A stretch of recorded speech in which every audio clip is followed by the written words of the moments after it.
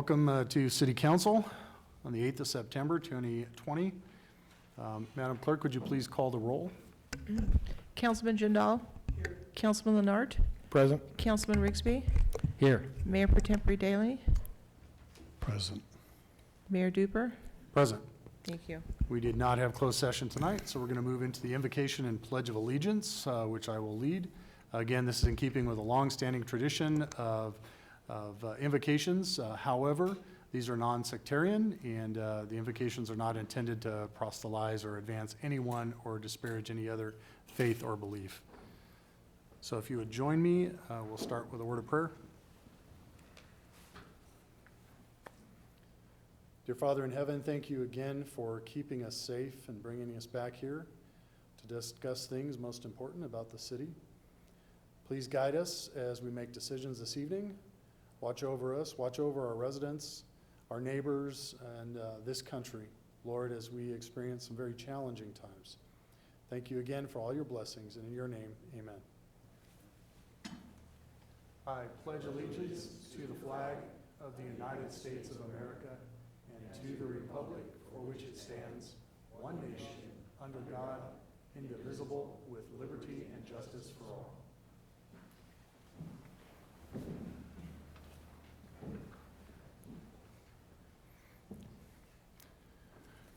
Okay, are there any items to be added or deleted? No, sir. Is there anyone waiting to speak from the public? There's no one here in the audience. Is there anybody online? No, it looks like we have one speaker.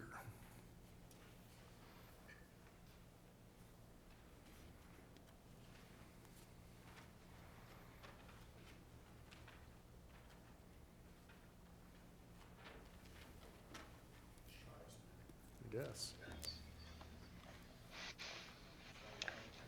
Hello. Hello, how are you? Good, thank you. Is this the time in which I can make any comments? Yes, you can speak about anything that's not on the agenda. Oh, okay. My name's Erica, and I am just... We might need to turn it up in the audience, or so we can hear a little bit. Sorry. Can you hear me now? That's perfect. Okay. So my name is Erica.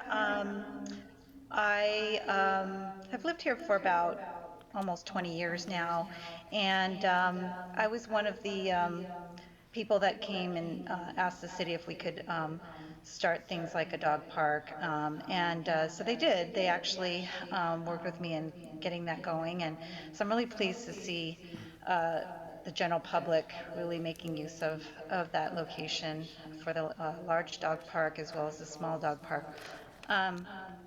One of the things that I brought up as a concern over the years has been just the general maintenance of the area. You know, the grass doesn't seem to be growing much there. I don't know if it's getting watered on a regular basis. There's gopher holes everywhere. And one of my concerns is that dogs could break their leg in a hole if they ever were to run into one of those. And I know that the other parks in general, they get maintained very well, and I'm hoping to see that the dog parks get the same kind of attention. And I'm pleased to see that, you know, they have been doing things in the city, such as placing doggy bag waste bins along the sidewalks, because we've had a problem with people not picking up after their dogs and that kind of thing. So that's actually improved things quite a bit. And the one other thing that I wanted to bring up was with many of us now going outside, spending time outside, that sort of thing, because of COVID, I would really like to see that, you know, our landscape area would be even better maintained. We have certain areas that are somewhat irregularly, I think, maintained, and there's been issues of water leakage and algae growing on the walkways because of some of these areas not being tended to, and I think that has to do with trucks maybe not being able to get in or whatever, but that's what I've been told over the years anyway. But I'm finding that certain locations are not being tended to. And so I'm really hoping that there will be a little bit more attention paid to the maintenance of our, public areas. So I don't know if it's a, funding issue or what, but that is something that I'm really hoping will be more close attention paid to these things so that, we can enjoy them. Thank you. Okay, thank you very much. I think the city manager would like to respond. Hi, Erica. This is Jarb. Hi, Just Jarb. just give me a call or email me. I save the same email number, so call me or email me, please. Thank you. Real quick, Erica, before you hang up, I'd like to ask you, what do you think of the artwork that's on the fence around the dog park? I actually really like that. I was pleased to see that. I noticed that there were similar ones around the city, and, I'm not sure how that was acquired, if that was just donated or what, but, I thought that added a nice touch. I just hope that's not at the expense of, the actual maintenance of the city grounds. And so, but I do like it. I think it's very charming. My kids love it. So, it does add a touch of charm to our city for sure. Yeah, those are separate funds, so you don't have to worry about that. But send an email to the city manager, and he'll look into your concerns. Yes, I work Okay, with her on the original dog park, so. Nice. Okay. Thank you. Thank you Question- for. question? Oh, I'm sorry. Yeah. What's his name? Erica, this is Councilman Daly. Thank you for your comment. You are singing in perfect harmony with an issue that I've been pursuing, and with some success with the city for most of my tenure on the city council.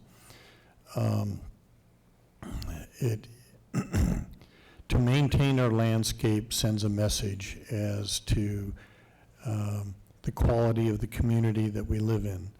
I was unaware of the gopher holes and lack of maintenance in the dog parks, but I fully support what you're describing, and I'm sure if you contact Jarb Tapir, the city manager, then he will get on it. That's been my experience. But living in the desert when we're trying to reduce water and trying to reduce budget within the city, it's a challenge. It is a real challenge. And we've had this discussion just within the last couple of months on city council. But I agree with you. I think it's important to our citizens as well as to our visitors. So thank you for your comment. I appreciate that. Any other questions or comments? Seeing none, thank you, Erica, for your phone call. Do we have any other callers? Okay, it looks like no, so we will move on to our first scheduled item. Item number 1, which is a public hearing, Council Bill R-2020-30, amending the master user fee schedule and updating the fire prevention inspection and plan check fees.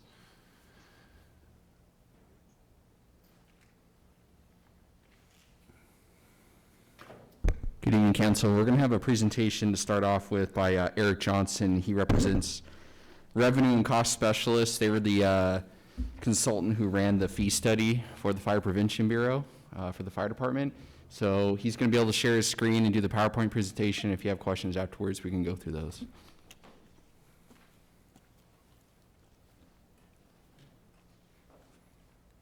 This is Eric here, and it looks like I can't share my screen because the other participant is sharing. We can see you. But I can't share the PowerPoint because it says the other participant is already sharing, which is probably the regularly scheduled items that's on the screen there. We also can't hear him very well.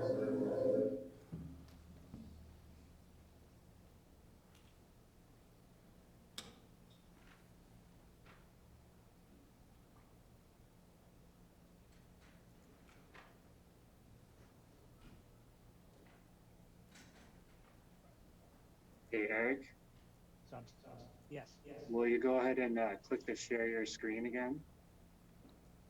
I am, and it's saying I can't share while the other participant is sharing.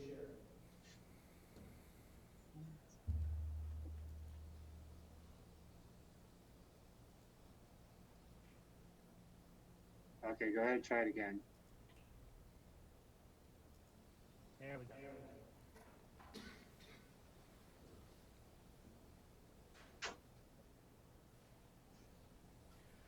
All right. Good evening, members of the City Council. Happy to be here tonight to present the results of the Fire Department Cost of Services Study. Can everybody hear me okay?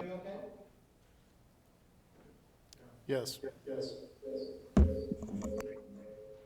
Before I get started, I just want to give you a little background on the revenue and cost specialists. We were founded in 1980 with the passage of Proposition 13 and Proposition 4, which I'll talk about more in a second here, by two former city managers and a finance director. And they really pioneered the concept of matching fee revenue with the cost of service. They realized that cities were going to need to know that information in the wake of Proposition 13 and Proposition 4. And over the last 40 years, we've studied over 200 different agencies in 5 different states. And I myself have been doing this for over 30 years and with over 100 agencies. So what have we done? We've recast the fire department budget with a business orientation. We did this because the voters told us to. In 1978, they passed Proposition 13, which was, as we all know, limited property taxes. But then a year later, they also passed Proposition 4, which said that fees that do not exceed the cost reasonably borne providing the service are not considered taxes. They wanted government to act more like a business and know its costs. But while governmental accounting does a great job of tracking revenues and expenses at the fund, department, and division level, it was never really designed to track revenues and costs at a service level. So we worked with the fire department staff to identify the full business cost of providing these services to the fire department customers. So there is no city manager service or fire chief service. These costs, amongst others, are part of the overhead support cost. Just like when you go to the store, you buy a can of corn. You know when you buy that can of corn that it includes the farmer and the canners and the distributors and the truck drivers and of course the checkers at the grocery store. You know that. Well, we have done that same thing here with the Department of Services. We have identified the full business cost of providing services to your customers. As a business, you won't stay in business very long if you don't know this information. Additionally, you will also not stay in business very long if you're not able to match up revenues with those costs. So we've done that here also. For every fee service, we have identified the revenue and matched that up with the cost of providing that service. So how do we go about doing this? Well, we started by meeting with the department staff. We wanted to establish what are the services being provided and how much time is being spent by staff and contract staff to provide those services. We reviewed the budget, we calculated an overhead rate to capture the city overhead costs and the departmental overhead costs, and we created a fully allocated hourly rate for every position within the fire department. And so that includes salaries, benefits, operating expenses, city overheads, department overheads, and there was actually some division overhead in there also. And we took that hourly rate, we matched that up with that service time detail, so now we knew what the service cost for that fully allocated business cost of providing the service. We reviewed the recovery percentages based on the current fees, and we made recommendations to, in most cases, recover 100% of those costs. And of course, we looked at all the fire departments, including the bulk of what the fire department does, which is the community-supported fire suppression, fire response. So it's what we call a community-supported service, a tax-supported service. Those things that when people say, what do my taxes pay for? This is what their taxes pay for. It benefits the community as a whole. Contrast that with personal choice services or fee services, where the customer is identifiable, the service is measurable, and it benefits an individual or a group and not the broader community. And so you still can subsidize those services based on social safety or welfare reasons. But think of, the plan check services are typically those things that we see as personal choice services. May I interrupt for a minute? I'm getting very, very little out of this presentation based on the quality of the audio. Okay. And I've got the handout and I'm looking at but if you could speak a little more slowly and if we could get the audio dialed in so there's not feedback, that would be very helpful. Because I've got some questions about the methodology behind what you've done. Okay. guess I'll continue on here, but if we need to go back later, we certainly will. Okay. But in essence, what I'm saying is that taxes and grants are there to support community-supported services. Fees are there to support personal choice services. And to the extent that fees don't cover the cost providing the service, that money comes from taxes. Now, as part of this process, we identified $5.2 million in subsidy going to fee services. That's a lot of money. We're not expecting anywhere close to that being recovered through the fee recommendations changes that we've made. We think that the city will only get about $14,000 in new fee adjustments. And the reason for that is there are some services that are going to have continued subsidies. So some fees are going up to reflect the time spent on those services. Some fees are going down to not only reflect changes in that time, but also to reflect different positions at different salary levels from 5 years ago. This also reflects the department's use of contract services to provide specialty plan check services. So that's what the adjustments to the fees. The reason that it's only about $14,000 increase versus a $5 million difference is that there are certain services that will continue to have subsidies. Medical aid response, there are fees for that there. We didn't feel that any increases or changes to those fees would work in the marketplace. False alarm response and weed abatement are more designed to charge those who aren't getting their act together, who aren't clearing the property or aren't fixing a problem alarm. And then engine company inspection had a 50% cost recovery from before based on council direction from 5 years ago. And we've continued that 50% cost recovery. So engine company inspections are only recovering about half of their fully allocated cost. So this really is about making adjustments to bring the fees both up and down to reflect the cost providing that service today. We've identified those recommendations based on those costs. And now it's up to the city council to decide which services should be charged these full costs and which services should be subsidized with tax dollars. And that concludes my presentation.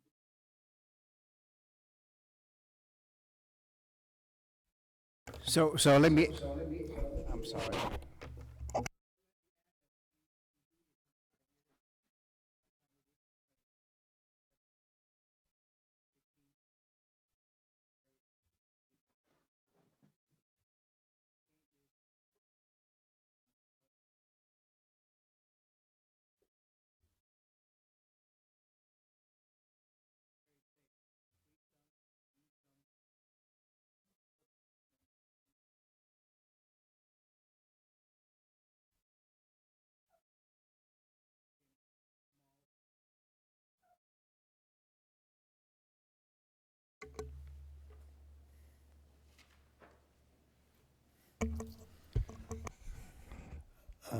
This is Councilman Daly. I'm sorry, I didn't quite catch your name.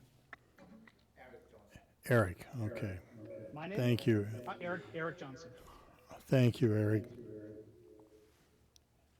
There's no way we can get around the feedback we've got? Okay. Eric, a couple of questions. I think to review fee structure against costs is a very legitimate endeavor that we need to do on a regular basis. Is that required by the state or is that our own? No, required by the state, right? Okay.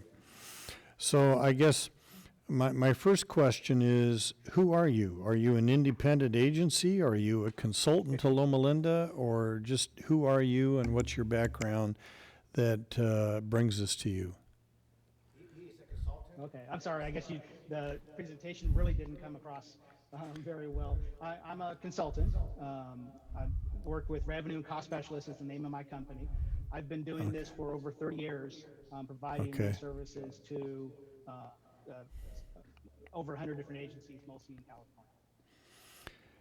Thank you. And if I understand your methodology in this, your primary goal in doing the study is to evaluate the Loma Linda Fire Department fees to be sure they support the costs of performing those reviews or duties. Is that correct?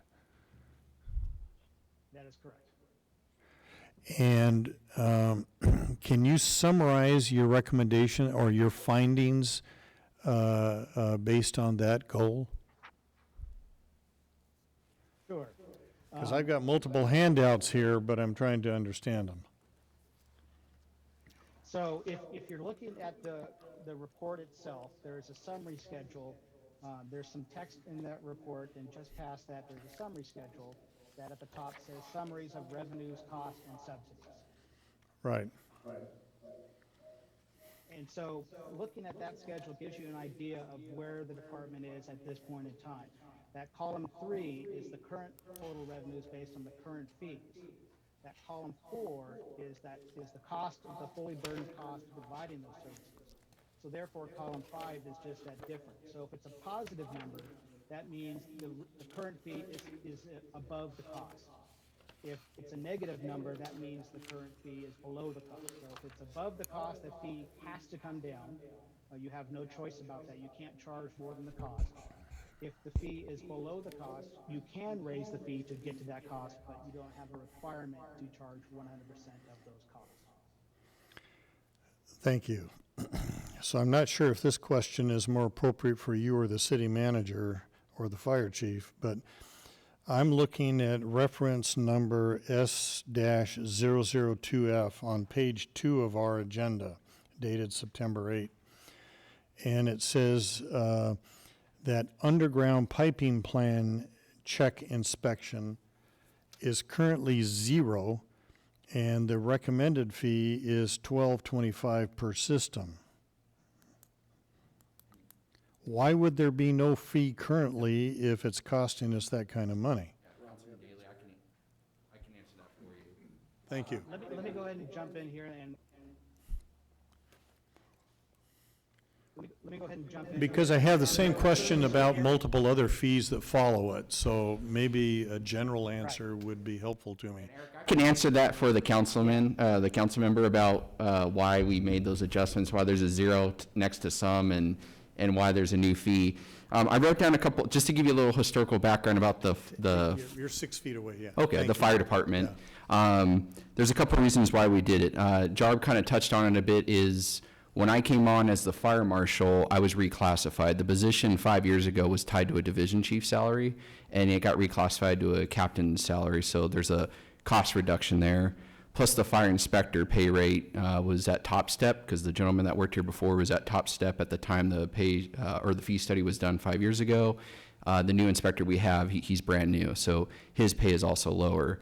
So that is one reason why we did it, is we were charging people fees that might not be current with the pay But salaries. this says of the current two. fee none. Right. So when I was going through the fee study with Eric that was done 5 years ago, there was a number of inspections and plan check types that weren't captured 5 years ago. I've been in this position. I started in the fire inspector position about 2 years ago, came to the fire marshal's position. I kind of saw this gap that we were doing inspection and plan checking, and we didn't have a fee to charge for it. And that's not the only one. I highlighted a few others, commercial solar plans, underground piping, fire pump systems. We do those type of inspections and plan checks, and we didn't have a mechanism to charge for them because they weren't captured 5 years ago. Okay, so let me expose the concern that I have. Yes, sir. When I originally ran for city council 10 years ago, there were multiple issues. One of the issues that I heard about from multiple homeowners and their contractors or / developers was that the city planning department or inspection department at Loma Linda was impossible. I had 2 contractors tell me they wouldn't do work in Loma Linda anymore because it was so complicated. And so when we're looking at increasing, I don't know what the frequency level is on the types of tasks we're talking about. Sure. But when we start adding these kinds of costs to doing business in Loma Linda, if contractors or developers consider them unreasonable, we're going to hear about it. Sure. And I want to have an answer for them, because we've got, I'm looking at, again, page 2, and I won't read the titles, but it's 510 per test, and then none. And we're adding significant in the hundreds to thousands of dollars per each one of those. And I'm not, I guess I'm not willing to vote to approve this until I understand more clearly so that I can explain to my constituents just what's going on. Yeah, and that's something, Eric, we can navigate with you. Because what I'm Yes, sir. sorry. No, that's fine. I don't mean to interrupt. What I'm hearing right now is this was an oversight from previous years. And now that you're here and we have this guy doing the review for us, we realize that we're undercharging people for these kinds of activities. Am I correct about that, or am I We're wrong? not recouping the cost of doing those plan check and inspections currently. That is correct. We don't have a mechanism to charge developers and contractors to do those type of inspections. I think Eric can help you navigate the fee study, because part of the thing we do is time on task. So the dollar amount that's tied to it, him and I got together, we went through the previous fee study. I've been in this position for a while, in the inspector position. I have a good foundation, a good feel of what it should take to do these certain types of inspections. So there's a time on task component tied to it. And so, yes, like an underground fire inspection, any new development in the city, they're typically going to tie into the city water system to do, private fire hydrants and all that other stuff for fire risers. And any new development does have that, and we do a minimum of 3 inspections if there's no re-inspections for that type of stuff, and we're not recouping costs on that currently. It was an oversight. I'm going to tell you bluntly that that's what it was. The other thing that this does, I totally understand where your concern is about people saying maybe the fire department or the planning department was difficult to work with. This is another mechanism to help clean that up, and I'll tell you why. Back in February, we entered a contract, the council agreed to it, with a company called Dennis Grubbs and Associates. They're a world-class plan checking consultant, and I brought them on just for that reason. When I was the inspector a couple of years ago, and not to talk disparagingly about what happened a couple of years ago, I would have frustrated contractors because things were missed on the plan check side. I would go and do the inspections, code's the code, unfortunately, it's the basics, things would be missed, and then there was re-engineering and construction stoppages to fix those mistakes that weren't caught during the development and the design phase. So what this does, this new fee study, that is also recouping the costs from our consultant who does the plan checks for our city. So everything gets done right the first time, properly on the 2-dimensional sheet of the new development that's coming in, and the contractors love it because it's done right. We have a standard. It's memorialized on that plan, and when we go out to do the inspection, we're just verifying, and we're not causing more headaches for the contractor. They rather pay a little bit more up front, because if things are missed during the plan check and we go out there and do the inspection, it's a heck of a lot more money for re-engineering and stoppage of construction. So they actually support this kind of stuff to have things done right the first time. Okay. Next question would be for Eric, and that is there some kind of document or certifying that the quality of your study, that we're not getting too detail-oriented at Loma Linda as compared with surrounding communities? As far as the work being provided? As far as the cost of the work being provided? Oh, as far as every city's different, but every city goes through the same steps typically. And so that is part of that time allocation process as we're going through, and we're talking about the times. And if there's times that come back to me that feel, based on my experience, seem too low based on what's being described, or too high based on what's being described, I'll push back on that and say, okay, what are you guys doing here? What are you guys doing there? And I must say, as I went through this in Loma Linda, that wasn't the case as far as too much or too detailed based on what I'm seeing in other cities.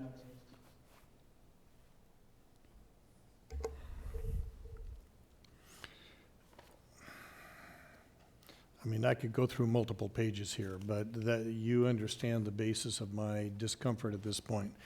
And I want to tell you guys, I mean, everybody is a big fan of a fire department. I mean, you guys have the sheriff's office beat and police officers hands down in terms of popularity. And just to get personal for a minute, year and a half ago, my son collapsed and died in our house, and you guys were there within 3 minutes and took over and were fantastic. So I am a big fan of the fire department for all the reasons most citizens are. But I need to know there's justification for this, because I don't want contractors contacting me and homeowners that are trying to do expansions contacting me, or people that want to bring developments, home developments in and say, what the heck is going on here? You know, it used to cost us X, now we're looking at XYZ. And that's a concern I have. And it's not that I don't trust you. Some of these activities you list, I don't even understand them. I don't know what they are, you know, but I trust you. Yes, sir. And actually, But how we could have overlooked this for the last 10 years, how we could have overlooked this for the last 10 years and now suddenly be imposing these additional costs troubles me. And again, I'm not sure if I Well, should be it's directing really- that to you or, well, the fire chief wasn't here then, or Jar, but I am troubled by it. Sure. And I think Eric had a comment, then I'll jump in with my comment. Okay. yeah. The things that we broke out are things that were kind of bundled in together with the sprinkler plans. And so the underground sprinklers, the fire pump, the standpipe are all part of a sprinkler plan. And they're part of a sprinkler plan on a larger building typically. And so it's things that it could have been missed, but it was probably something that was bundled in as part of that sprinkler plan before. And then we broke that out this time. Tom rightly brought it up because it's those things. Not every building has a fire pump, or not every building has say a standalone standpipe, because those are things that are more the standalone by themselves. So they happen very rarely. It's when you come in with a standpipe system by itself without a sprinkler system. It's when you come in with a fire pump by itself without a sprinkler system, or underground piping by itself without a sprinkler system. And so in that regard, it's not being charged extra, because if it came in as part of the sprinkler system, they'd be charged just the sprinkler system. These are just for those relatively few. For the underground piping, we estimated 3 a year. For the fire pump, 1 a year. For the standpipe, 1 a year. So these are really more of the one-offs that we weren't able to capture those because we didn't have a separate fee for those that came in by themselves, because they were bundled in as part of the sprinkler. And so it's not something that's going to be this big extra fee on all these people putting in sprinkler systems. If I may jump in, Councilman Daly, and to build off of that, like you said, they're very rare. They're very niche inspections, and developers come in, and it's very small amount. Like I said, once a year, if that.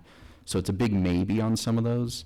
The underground, I will say, any new develop that comes in, 99% of the time, they're going to have to put in an underground system. So that was not captured in the last one. And also, again, just to talk about the contract with Dennis Grubbs, he charges that way by individual product. So sprinkler system, or if there's a fire pump attached to it, he charges for that. So all we did was we took his fee schedule and we melded it with our inspection time to come up with these new fees. And in the grand scheme of things, correct me if I'm wrong, Eric, the new cost every year, a burden is less than $14,000 from what we currently have. So it's not a huge jump. My whole goal was to capture correct fees based on my salary now, the new inspector, and then our plan checking fee, and capture some of the stuff I saw was missing from 5 years ago. But a contractor's not going to hit with astronomical fees. Those are very rare occurrence stuff that was missing. Like commercial solar just doesn't happen very often. So let me see if I understand what you just said. That there are some tasks or activities here that were not itemized out 5 years ago. And what you are attempting to do with Eric is to identify what's the time involved and charge appropriately for the time involved. At my salary, yes, because At what your we're charging salary. currently was at a higher salary. At Yes, your sir. salary. and that based on prior years, the cumulative addition to our budget would be 14,000? Correct. That's what the new fees totally encumbered Would bring in. Correct. If- So if it's the activity continues. from what at we the are same today, level. yes, sir.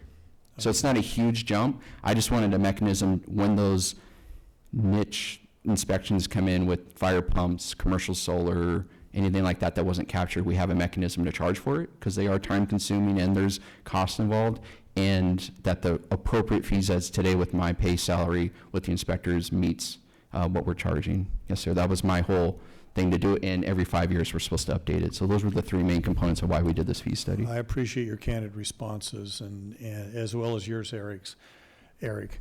I would just suggest to the fire chief, it would be helpful to me in the future when you're looking at increasing fees like this, that maybe we could do a one-on-one. The others may not be interested, but I would be interested so that I don't have to waste the time of so many people with my questions. Thank you. You've given direct responses. I appreciate that. Thank you, sir. Eric. Any other comments, questions from the dais? Yes. So following up on Dr. Daly's, one of the things he mentioned is how many people it's going to affect. Do we have an answer for example, the fire incident report or the fire prevention inspection? How many times a year are those done?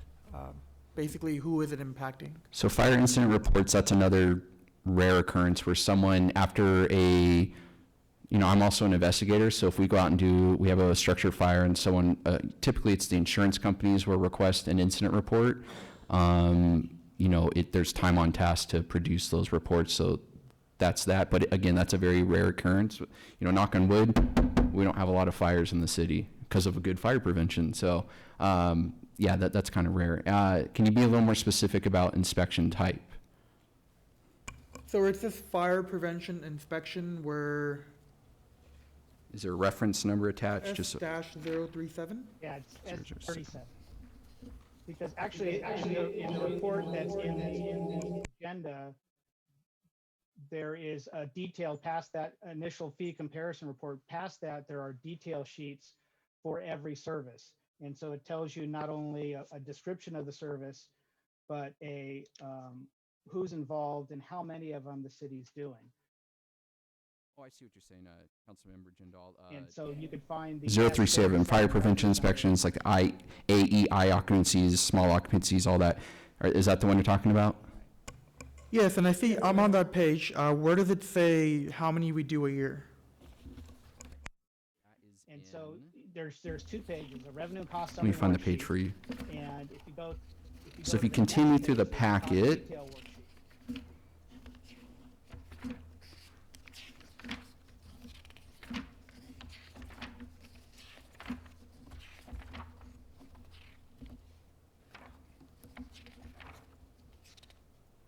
so it's on page number, well, it doesn't have a page number associated, I apologize.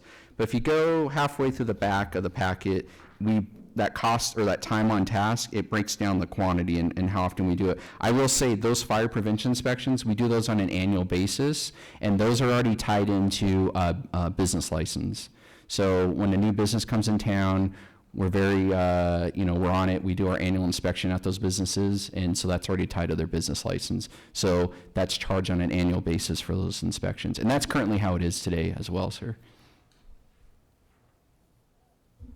And you can see that on that, once you get to that cost detail worksheet, how many is involved in each category. And these are ones where the recommended fees are actually going down. And you'll see that there is a balance. There are some inspections that are going down, and there's some that are going up. That's why it came up to be not such a significant cost overall.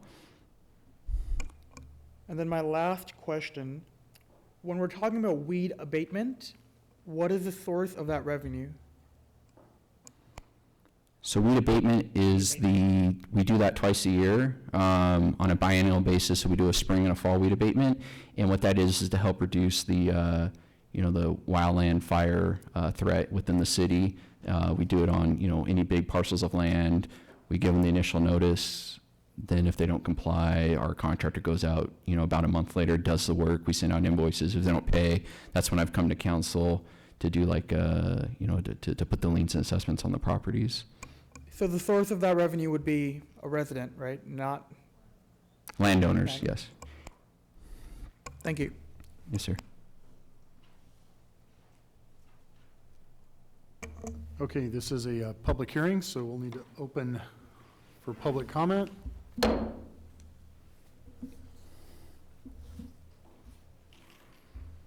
No, nobody in the audience, and then I don't see anybody online, correct? Okay, we'll close public comment, and I'll entertain a motion or further discussion.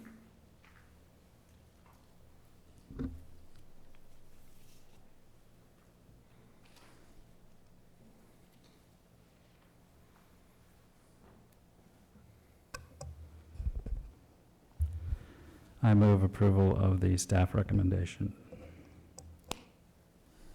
A motion from Dr. Daly, Second. a motion and a second from Mr. Jindal. Madam Clerk, would you please read the roll? Thank you. The motion is to adopt Council Bill R-2020-30, amending the master user fee schedule to update fire prevention inspection and plan check fees. Councilman Jindal? Aye. Councilman Leonard? Yes. Councilman Rigsby? Mayor Pro Tempore Daley? Aye. And Mayor Duper? Yes. And it passes unanimously. Thank you. Thank you. Moving on to item number 2 through 15 is the consent calendar. Do I have a motion to move it, or would you like to discuss anything I'd specific? like to pull a couple of items. Okay. What would you like to pull? 6B. Okay. And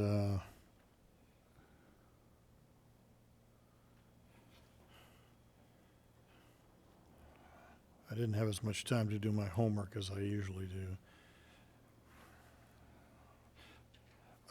Just a comment on number 13 regarding permanent ballot drop box at the Civic Center.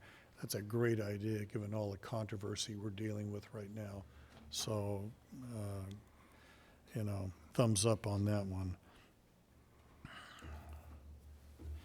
And then number 14.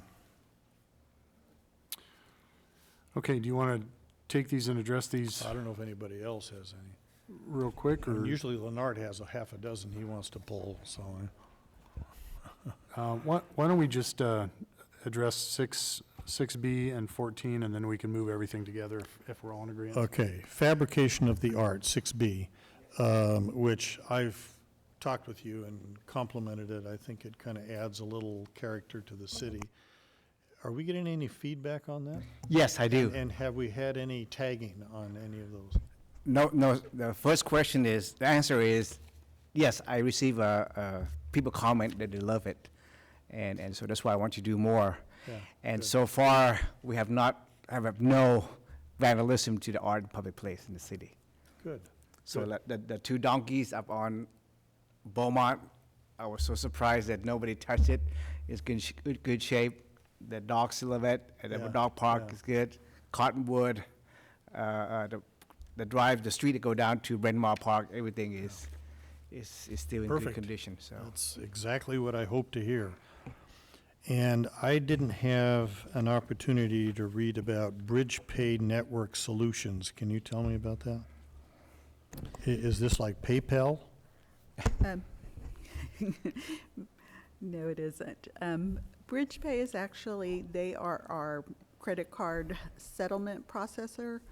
So, well, they are that processor. We have 2 vendors that we work with.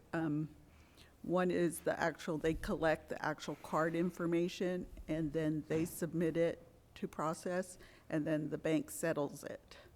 So we need to replace the processor as we move forward with the new software, and we will be getting the devices where we can take debit and with the chip in it. We need a new processor that has better software, that is more secure to process those chip.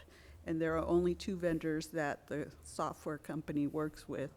BridgePay is one of them, and they are the ones they highly recommend because they will actually allow us to then do recurring credit card payments for utility billings within the software Okay. as well. Does that cost us money?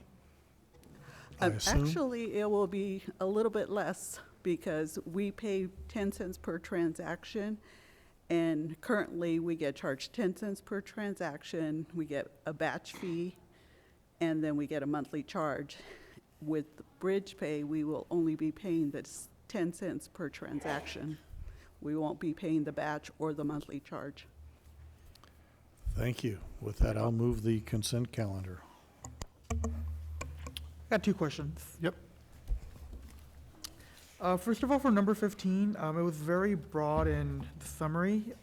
Do we already have those $10,000 allocated for something, or is it just general? This is just general for purchase the mask and what else we purchase.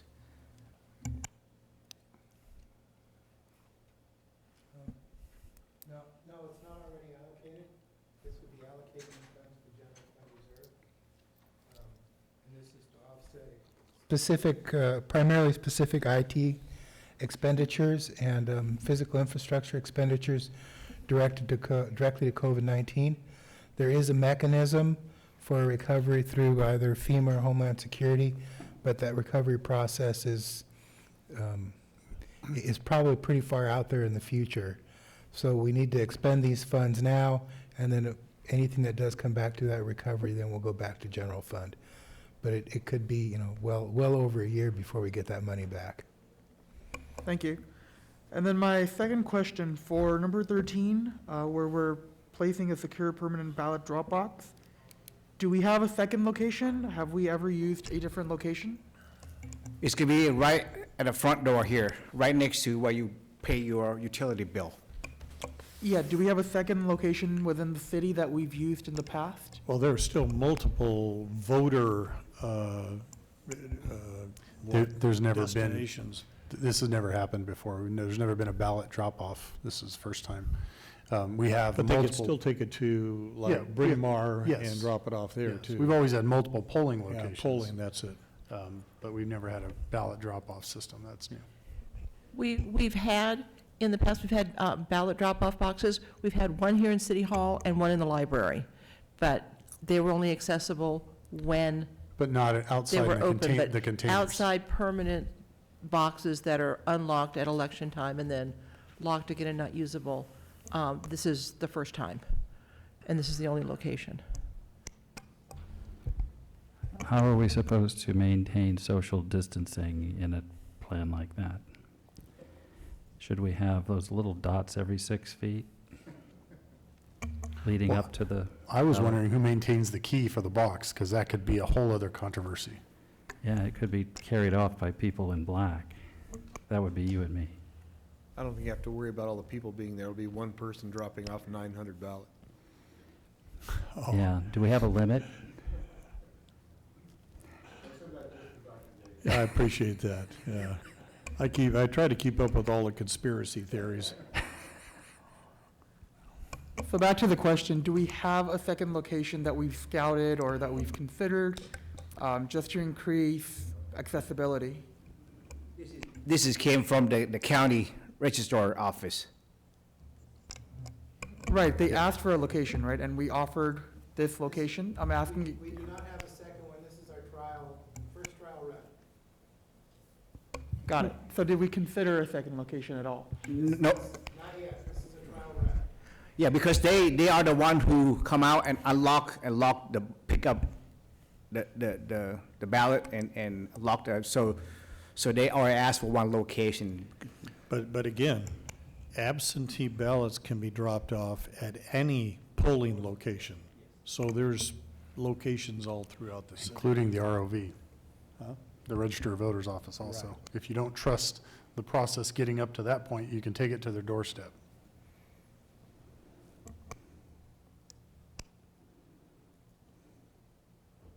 I second the motion.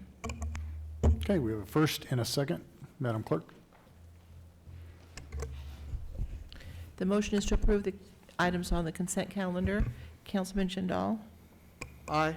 Councilman Leonard? Approve. Councilman Rigsby? Yes. Mayor Pro Tempore Daley? Yes. Mayor Duper? I think I'm going to use the word approve. I like that. We've been just either yes or aye or whatever. I'm going to go with approve. Okay, thank you. Appreciate that.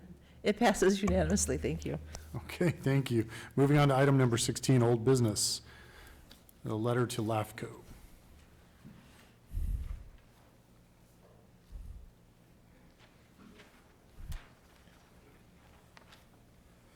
All right, last meeting you asked us to draft a letter to LAFCO. It should be in your packet.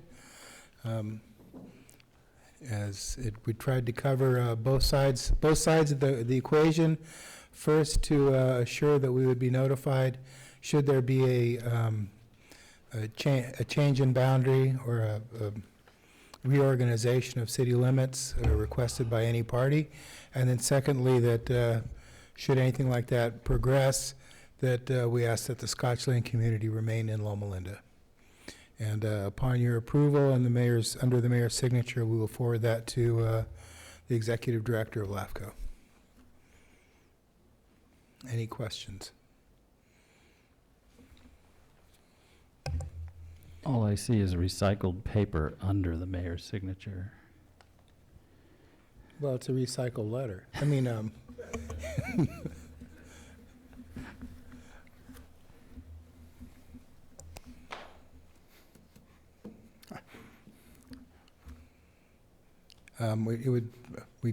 motion or direction from council to proceed and to get this to the mayor and out the door?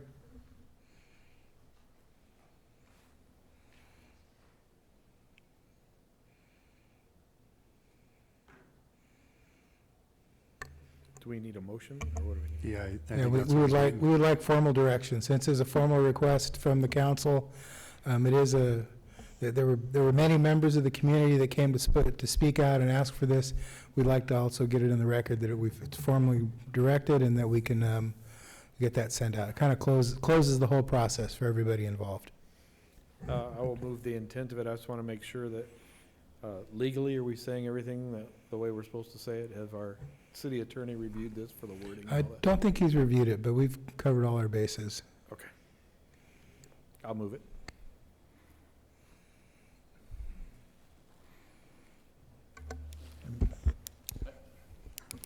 I hadn't been asked to edit it, but we might just add the code section in particular that's referenced, and we could include the mailing address, and also request email notification if you like, Okay. just to cover the bases. So I could work with staff to fine tune that. So if we're going to do that, then I will ask for a fourth amendment that either add another L to my first name or maybe my full first name. But that's nitpicking. He did it. We can do that. Okay, so with those four amendments, or are you still good, Dr. Lenart? Okay, so I will second the motion with the amendments recommended. we have a first and a second. Madam Clerk? Thank you. The motion is to approve the letter to LAFCO with the modifications as indicated by the city attorney and to correct the spelling on the mayor's name. Councilman Jindal? Aye. Councilman Lenart? Aye. Councilman Rigsby? Yes, with the comment that if you put emails in, people change, and it could be different emails when they make the notification. So that may not be the wisest way to do it. Mayor Pro Tempore Daley? Aye. Mayor Duper? Affirmative. Thank you. It passes unanimously. Thank you. Okay, and the next item would be Council Bill R-2020-32, adopting the Measure I 5-year capital improvement plan. This seemed like the one we did a couple months ago for the pavement rehabilitation.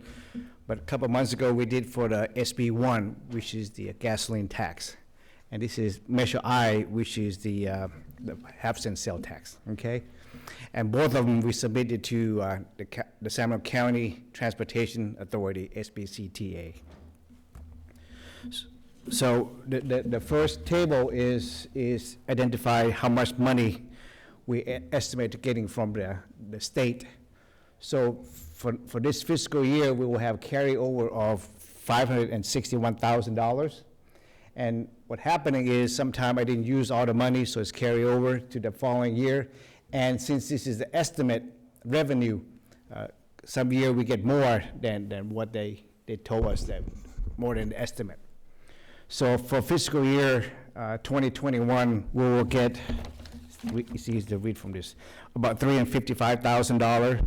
Fiscal year 21-22, we estimate revenue of $423,000. Fiscal year 22-23, $406,000. And fiscal year 23-24, estimate of $419,000. And fiscal year 24-25, $432,000. So this is the number that SBCTA gave it to us at the beginning of this fiscal year, and then we had to come up with the projects that we plan to spend the money on. And on that is on this map. So for this fiscal year, we plan to do a pavement rehabilitation on Redlands Boulevard, which just completed last week, from Anderson all the way to California Street. We already awarded a contract for pavement rehabilitation on Anderson Street from Barton to Stewart Street from Anderson all the way to Shepperson, and Miles Street from Shepperson all the way back to Anderson. Also, we plan to do Benton Street from Lawton to Barton Road, and Barton Road from Benton to Mountain View. This project, also, the city council already awarded the contract last month, and the pavement gonna start in early November. And the reason for that is I'm working with the hospital. They are in the process of paving their parking lot for the new hospital building.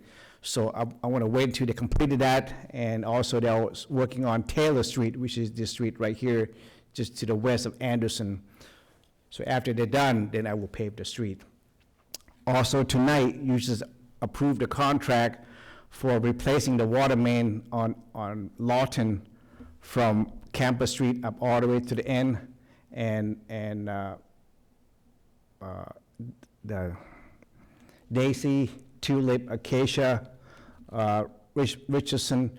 So this street, we will first replace the existing water main from 6-inch to 8-inch, and then after the water main is installed, then we grind pave the street. So this is what we plan for this fiscal year.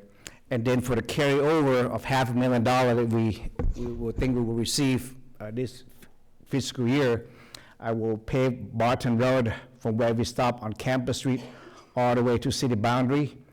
And I'm also working with the city of San Bernardino to see if we can go all the way to Waterman. A small section of Barton Road is in the city of San Bernardino. We will do the work, but ask them to reimburse us for it. Also, for this fiscal year, for the fund balance, we plan to do the more sidewalk repair and citywide, in additional about 80,000. We started this year, the one we did the notice completion tonight, but we still have a lot more to do. So we'd like to do more and spend this money for sidewalk at various location. As far as future years, we plan to do more every year, but we have to present this back to the city council every year, so those future year can change. But for now, for this fiscal year, the one in brown that we plan to, one more. California Street from Orange to Redlands Boulevard, to South Redlands Boulevard. The plan is at 90% complete. We plan to widen the California Street on the east side of the street.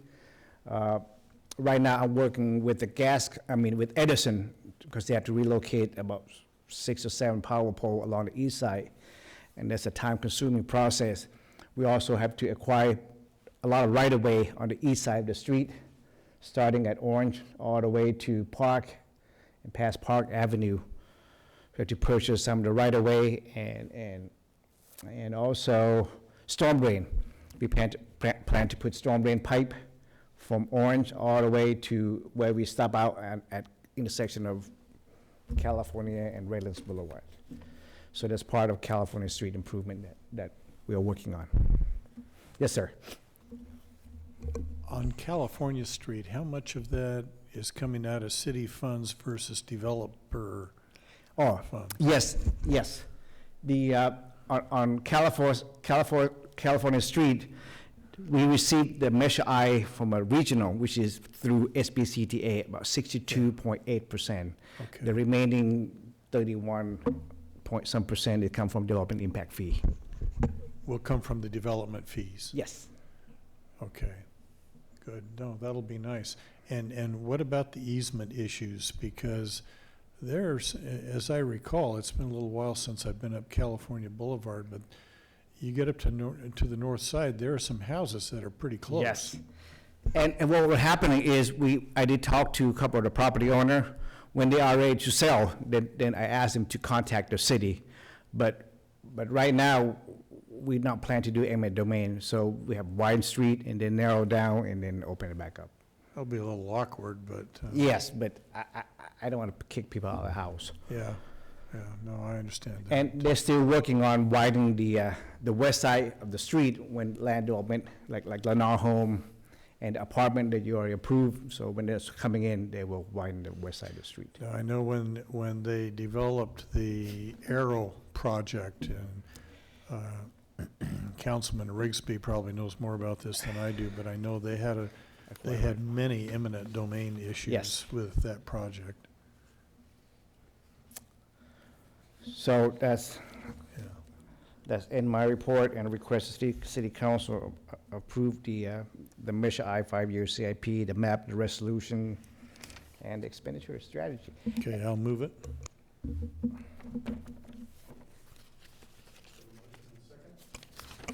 We have a motion and a second by Dr. Lenart.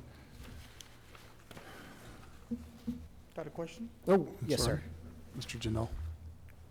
So since we're doing Lawton Road or Lawton Avenue, do we have an estimate of how much it costs to build sidewalks along that same path? The sidewalks are a little more difficult because we have to acquire additional right-of-way. And a lot of time is we prefer to go to the property owner to give us the right-of-way, and some property owner do not want willing to give the right-of-way. So that's a challenge. We've done that before in the North Central neighborhood. We put in the sidewalk for them, but the property owner willing to give it to us, so. Yes. How much does it cost when you already have the right-of-way? It's about $6 per square foot. Which is how much per linear? It's 5 feet Mile. wide, so it's 5 feet wide, So it's $30 a foot, yeah. a linear foot. Or how much per mile? It's 43,000, it's how many, 5,360 miles, foot in the 1 mile, so. So, Huh? 5360 times 30. it's $150,000 a mile, but that's per side. So if you do both sides, it's twice that per mile. Yeah.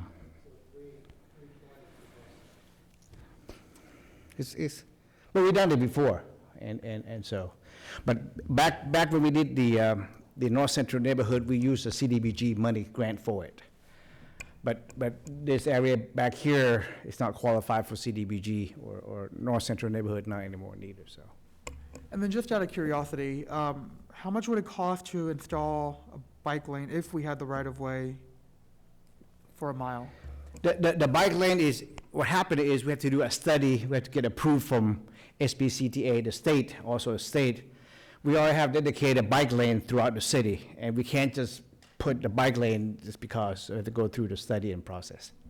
But we prefer that we do that when we're ready to pave the street, because we have to narrow the travel lane down to be able to add the bicycle lane. It's been nice to do it during the pavement rehabilitation. So I just want to clarify, I'm hoping this is what he's asking, which is, does it cost much to put in a bike lane? Because we typically don't widen the road for a bike lane, we just restripe the road. Right. So Right, it's you use it. relatively inexpensive if you just restripe. Yes, but the thing is, to restripe, you have to erase the whole width of the street and narrow the travel lane down, so you to be able to add the 5 feet bicycle lane. Yeah, but a road like Lawton, which is already Narrow. wide enough for 4 lanes, you could easily put in, for example, bike lanes. But they're going pretty fast down Lawton, so. Okay, we can look into it, just let me know where, and then we go through the process, and then. We have a bicycle route throughout the city, I'd be happy to share with you. And the route that we have bicycle lane in it, like Barton Road, part of Anderson, the trail system that we have.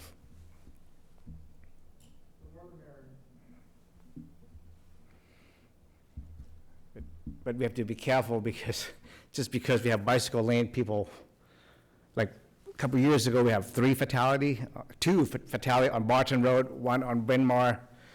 So it's just, yeah. Okay, that's all I have.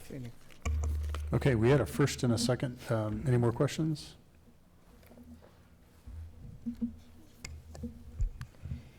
Okay, the motion is to adopt Council Bill number R-2020-32, adopting the Measure I 5-year capital improvement program. Councilman Jindal? Councilman Leonard? Yes. Councilman Rigsby? Yes. Mayor Per Tempore Daley? Aye. Mayor Duper? Affirmative. Thank you.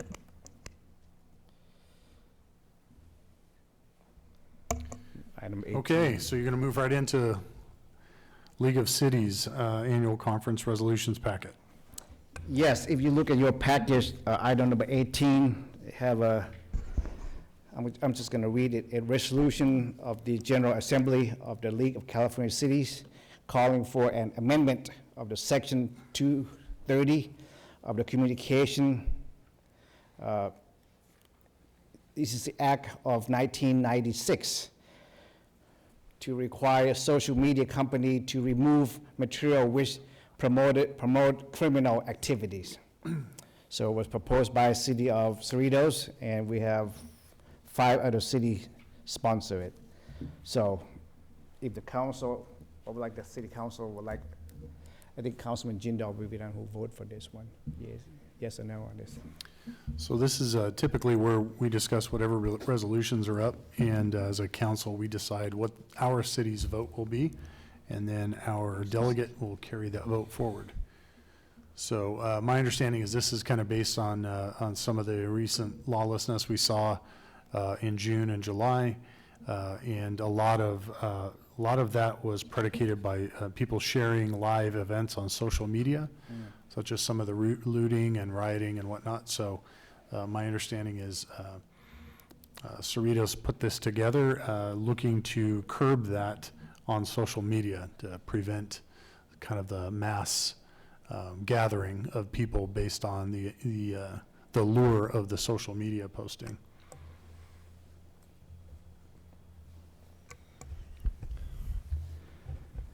I'm certainly not in favor of lawlessness and vandalism, but this is written so broadly, I have no clue what it means.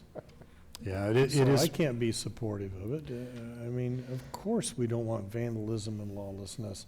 I don't care if it's white supremacists or the other side, but. You can say it. I'm trying to remember what it is. Oh, okay, because if you can say one, I'm sure you can say both of them. Well, what is it, AFTA, whatever? I would say. NAFTA. Yeah, NAFTA, there you go. They call themselves Antifa, but they're Antifa, they're that's what I actually was trying to think of, I pro-fascist. couldn't Yeah. remember. Pro- But this is so broadly stated, and what difference would it make if it's approved by League of Cities or not? Well, and that's It's the. not law. Well, you're right, and that's the point, is that then I would assume the league would advocate through our lobbyists to get some legislator to craft something. So yeah, it's really very beginning stages. It's almost, it doesn't have much teeth to it, but it's basically that's something we should take up as a league in the coming months and years. And I have to say something. The process is pretty pretty sad because we sat in a big conference hall and we hardly can say anything. And everybody all say yes, and just a couple people say no, and that's it.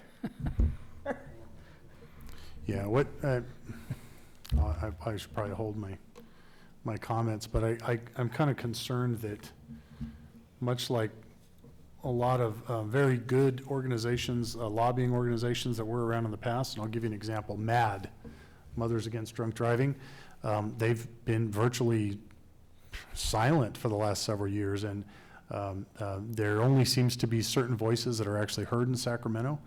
And so League of Cities is one of those things that, although I respect the league, I think the league does some phenomenal work locally, getting local cities together and the interactions and stuff that we do.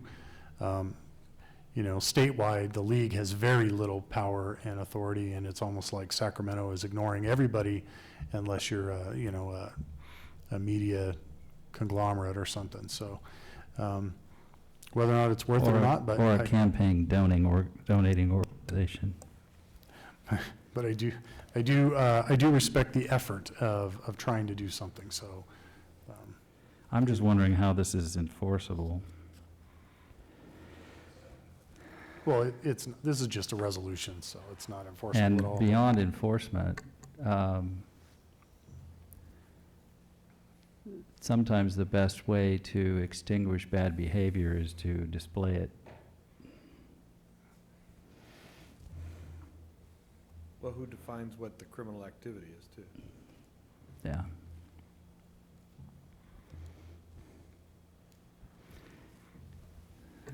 I guess that could be illegal ballot harvesting if you wanted to really. All right, I'm not getting any sparks going here, so. Does anybody want to move this, or do you want to just have our delegate abstain, or what would be your preference?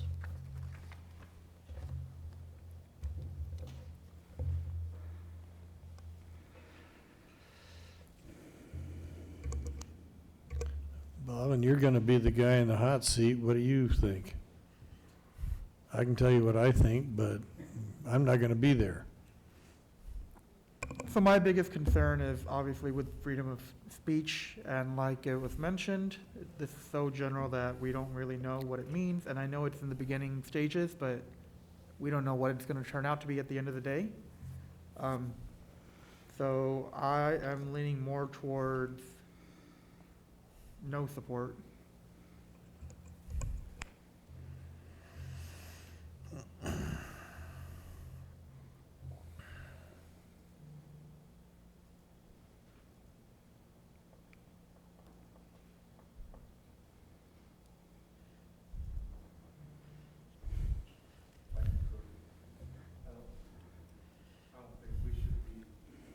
I don't like the idea of us trying to say what somebody can and can't publish. I don't like that idea. I like sunshine. You know, we talk about, oh, we have to regulate these social media companies because they're not fair to one side or the other. Well, the solution is to get your own social media company and get out there and do it. I don't like, one thing I like worse is trying to tell people what they can and can't say. So, and I don't like the idea that it's kind of broad and you don't really know what's the definition of criminal activity. Somebody could say, well, that's criminal activity, but that's not, when clearly your own lying eyes tells you something else. So I'd be inclined not to support this either. Yeah, I'm in favor of canceling everybody who disagrees with me. Done.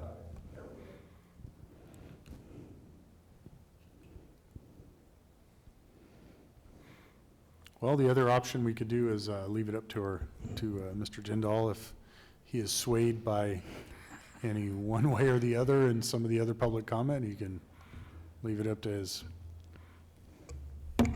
discretion. Or we could just say right now we don't support it. Whatever you guys want to do, I'm good. How about he only gets to vote if he's breaking a tie? I think he should be the first speaker.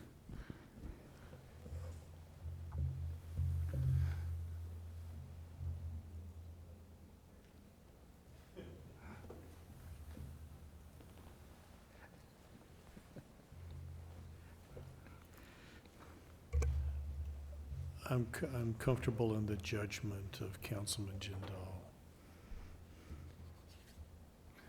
I lean in the same direction as Councilman Leonard, but ultimately, this doesn't have any meat on the bones. Okay. Was that clear direction or unclear direction?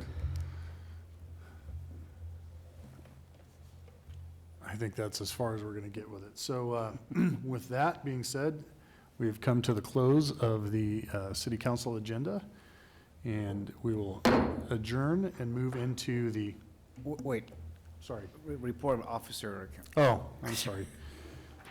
Riveting. Do we have any reports of officers? Well, I want to say that we will have the next city council meeting will be September 22nd, so it'll be the second meeting this month.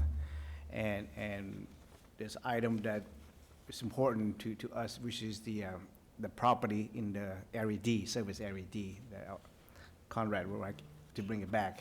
Oh. That's item number one. And the second item that will be important for our next meeting is September 29th of this year will be 50th anniversary for the city incorporation, so. We And planned to have parade and party, but that was there all were grand canceled. plans for a parade and all kinds of stuff. So, that's my two reports. So I still have pen to hand out, so, and keychain to hand out, I will give it to all of you, so you can hand them out too. Should we do a virtual something? If you all want to celebrate, you can come to my house on September 29. We'll be having birthday cake because it's my wife's birthday. She Because was- it's your birthday? It was her birthday when they incorporated the city of Loma Linda on her birthday. Oh. So we'll have a little Is she party. willing to share that event? You're all invited if you bring a mask, Okay. Awesome. and we can turn it into the birthday of the city, 29th. 29th of And September. you'll remind us on the 22nd. How is it that she's only 24 and the city is 50, though? I'm not sure I figured that It's one out. very strange. Yeah. Yeah. Mysterious. All righty, any reports of council members? No reports, just a question. I do a lot of commuting between Redlands and Loma Linda. How are we doing on Loma Linda median weed abatement? Yes, I knew you could ask me that. Well, thought you were gonna ask about the light rail. I already have a schedule, so we plan to get Okay. that done, yes. That's all I need to hear. Thank you. And we've been doing the community cleanup days, although we did suspend them for the last couple of weekends because it's been just too hot.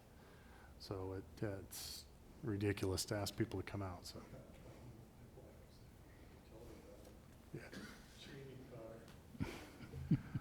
Okay, with that, we will close the city council agenda and open up the housing authority agenda, I'm sorry. Are there any items to be added or deleted? No, sir. Any oral reports or public participation? Anyone from the public that wants to speak on a non-agenda item? I see no hands going up. There are no scheduled items, but we do have a consent calendar. Move it. I have a first and a second. Madam Clerk? The motion is to approve the consent calendar. Councilman Jindal? Aye. Councilman Leonard? Approve? Councilman Rigsby? Yes. Mayor Pro Tempore Daley? Aye. And Mayor Duper? Yes. Thank you. Any reports of officers? No. Reports of council members? No. With that, we'll adjourn the housing agenda and move on to the successor agency agenda. Do we have any items to be added or deleted? No, sir. Any comments from the public? Going once, going twice? No, there's no conflict of interest, no scheduled items, except we do have a consent calendar. Move it. I have a motion Second. and a double second. Madam Clerk? The motion is to approve the consent calendar. Councilman Jindal? Aye. Councilman Leonard? Yes. Councilman Rigsby? Yes. Mayor Pro Tempore Daley? Aye. And Mayor Duper? Yes. Thank you. Okay, that concludes the agenda. Thank you all.